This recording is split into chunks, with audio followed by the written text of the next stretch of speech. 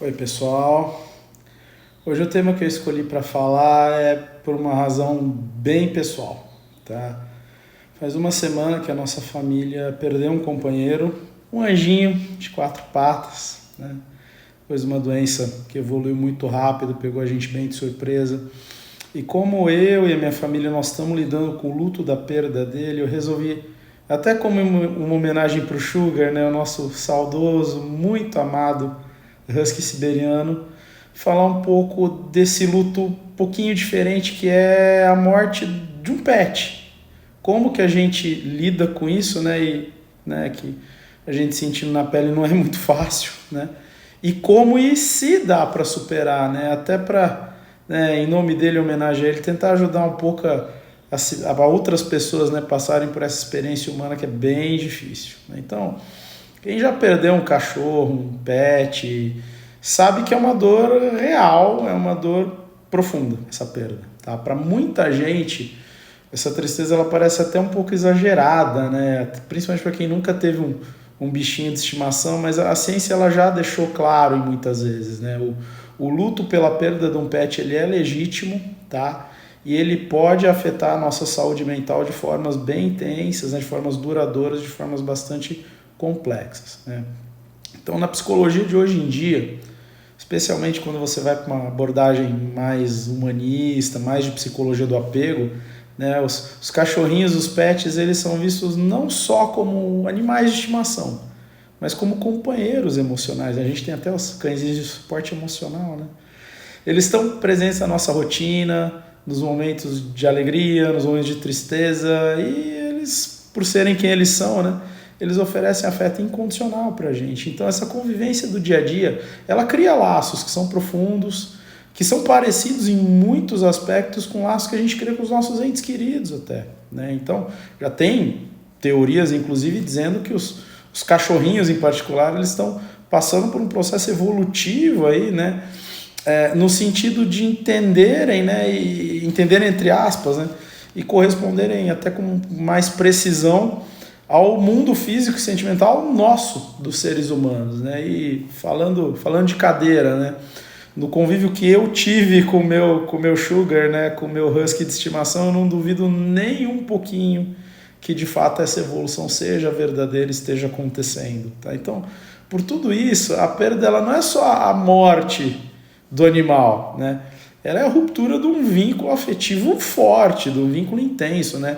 Tem estudos aí falando que muitas pessoas elas vivem a morte de um cachorro, de um pet, com um nível de dor comparável ao da perda de um familiar mais próximo, né?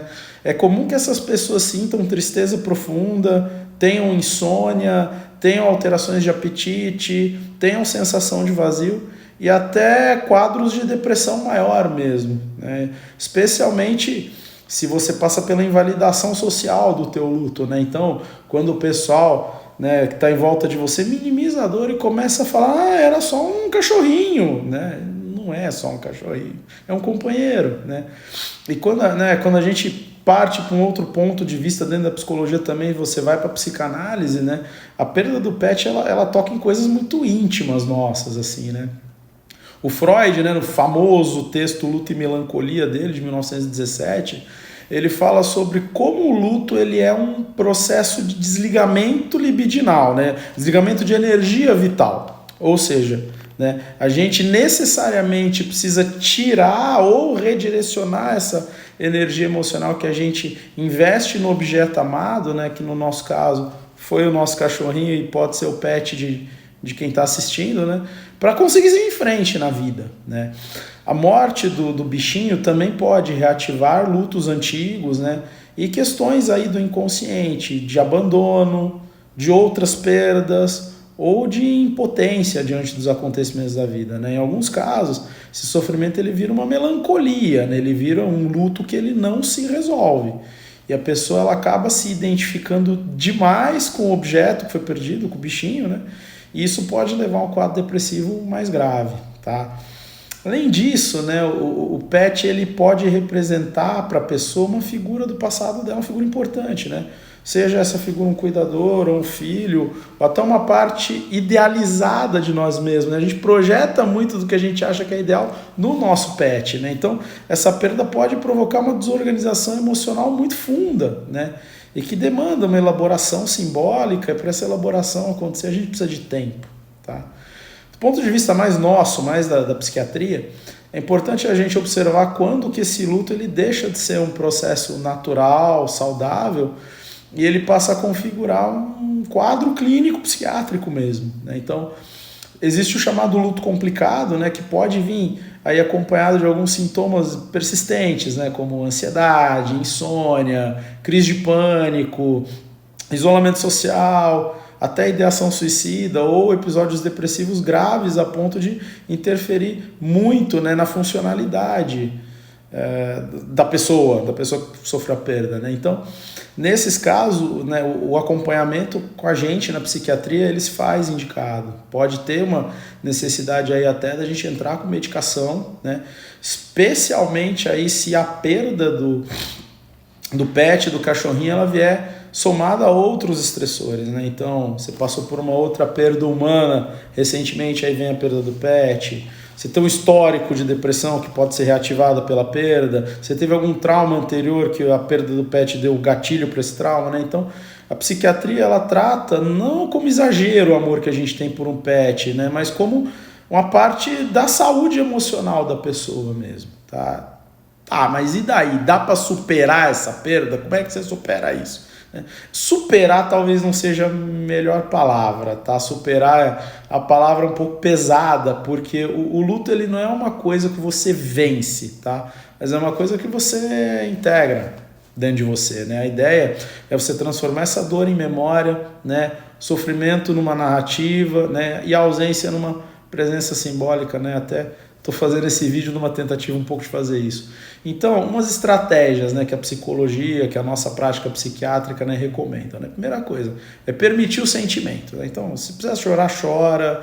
Se precisar se recolher, se recolha. Sinta saudade. Isso é parte do processo. Tá? Então, negar ou reprimir as emoções, ela só atrasa a elaboração desse luto. Né? A segunda coisa é conversar sobre a perda. Então, compartilhar as memórias, compartilhar as histórias legais que a gente cria com o pet, né?